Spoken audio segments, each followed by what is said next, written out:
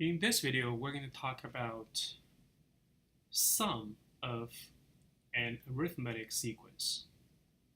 Let's look at a problem first. Given a sequence 1, 4, 7, 10, where the pattern continues, calculate a sum for the first 100 terms. So first thing is we need to figure out what is the pattern here. Now, using the technique, the common technique of taking the difference between neighboring terms, you can see actually the pattern is fairly simple. So if you take the difference between the first and second term, you see the difference is 4 minus 1 equal 3, 7 minus 4 equal 3, 10 minus 7 equal 3.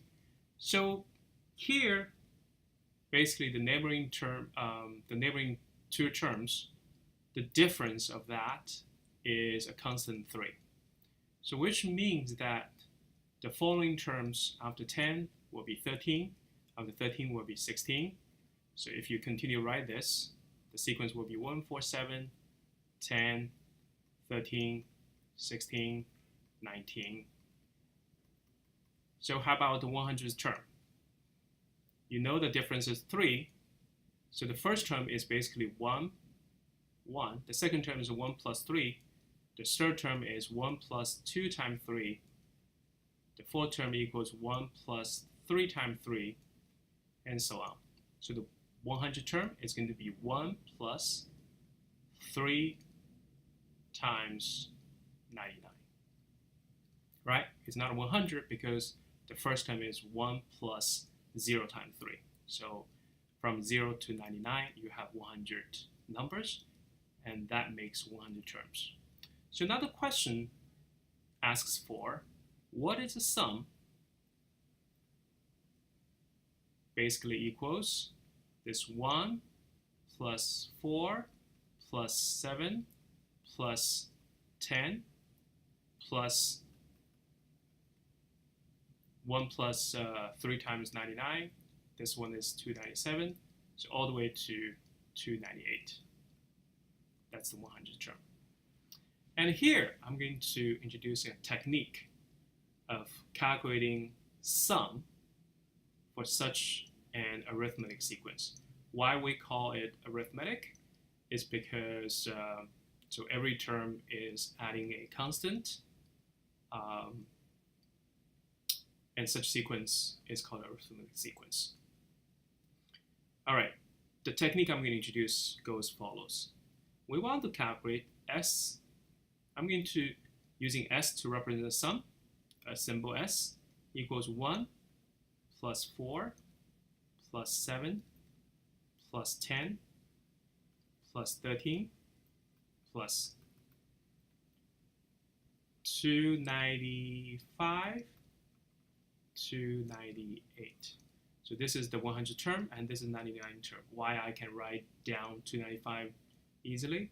Because we know that the two neighboring terms with a difference 3. So if the largest term is 298, the next term will be 295, and so on. The next term will be 292, right? And we want to calculate this sum. The technique involves, I'm going to rewrite this S equals 298 plus 295 plus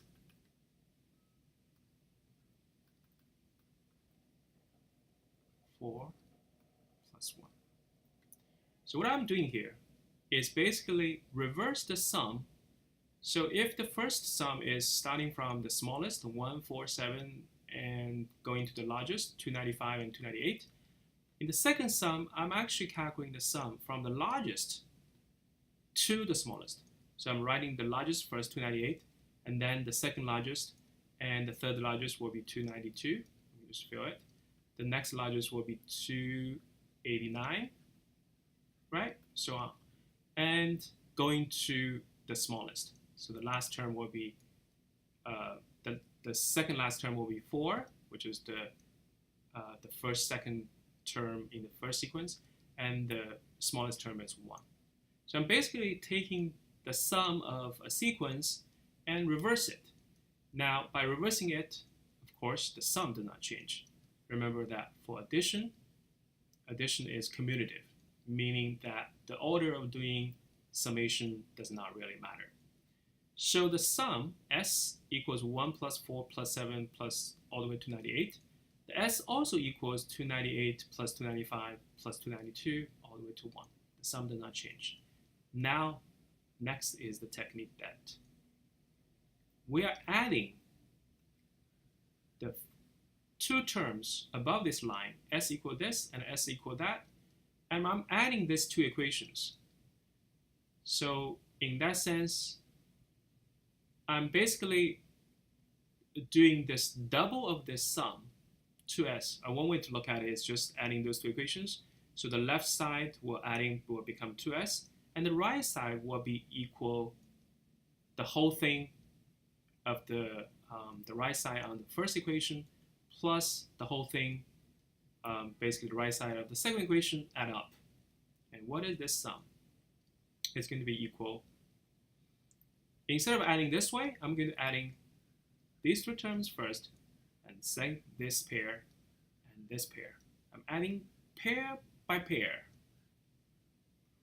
And hopefully by now you see why I'm doing this reversing. After reversing, this pair, 1 plus 298, is 299. And this is also 299. And this is also 299. The last term, two terms, 299, and plus 299. So everything becomes 299. And for this summation, obviously it's very easy to do. In fact, this is exactly the definition of multiplication, right? Multiplication is really as a summation of a bunch of the same number. So this is 299, a bunch of 299. How many 299s? Remember, there are 100 terms. So basically this equals 299 times 100. Now, don't forget, this is double of the sum. 2s equals 299 times 100. So the s is going to equal 299 times 100 divided by 2, and which is 299 times 50, which is 14950. All right, the final calculation is actually not that important, but here, this technique of reversing it and then add up, and don't forget this is double of the sum.